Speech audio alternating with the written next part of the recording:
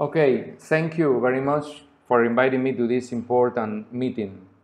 And my presentation is about the most important prodromal alteration of the cortical spinal tract in spinocerebellar ataxia type 2. The spinocerebellar ataxia type 2 is the second most frequent autosomal dominant cerebellar ataxia worldwide. However, reaches the highest prevalence rates in Cuba, where there are about 600 SCA2 living patients and around 10,000 asymptomatic at risk individuals are reported as a result of fundal effects in the Holguín province.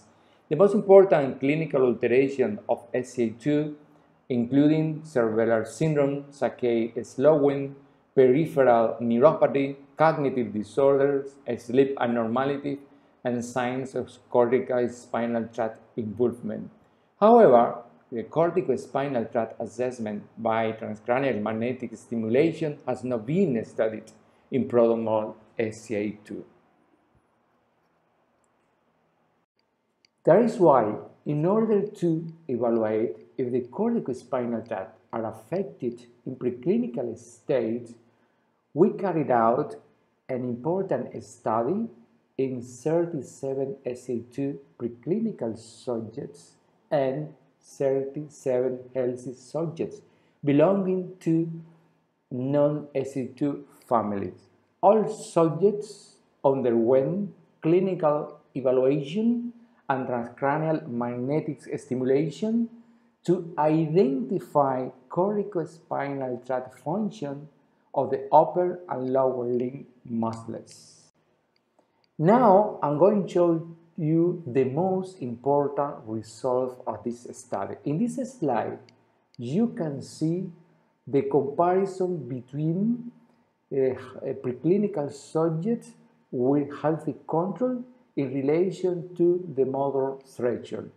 You can see the preclinical subjects showed significantly higher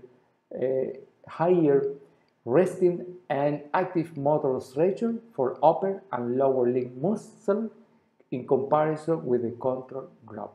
It is very important because these results indicated an early reduction of corticospinal excitability, which could be related to the early degeneration of corticospinal cells in motor cortex.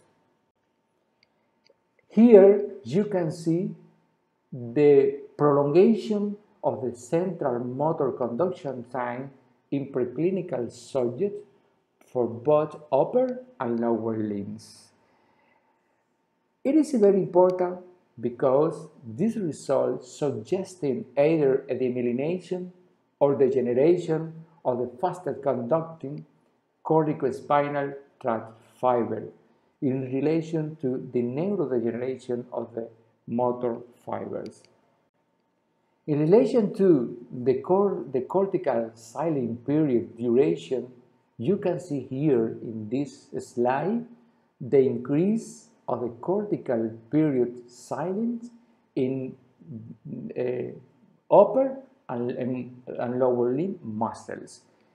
It is indicated an early involvement of the neuronal networks underlying this long-lasting intracortical inhibition.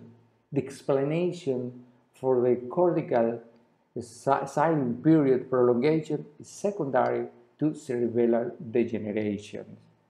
Also, you can observe in this slide the correlation between the central motor conduction time with expanding CU repeat and predicted time to ataxia onset.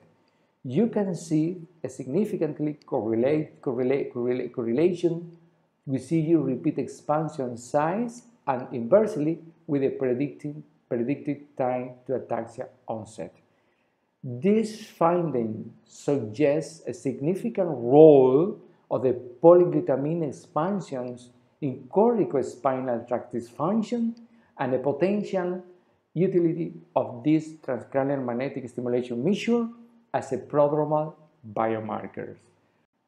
In conclusion, our findings provide an important novel electrophysiological biomarkers of the pyramidal motor systems in preclinical SC2 subjects, and the central motor conduction time is a genetic damage biomarker in SC2 prodromal stage.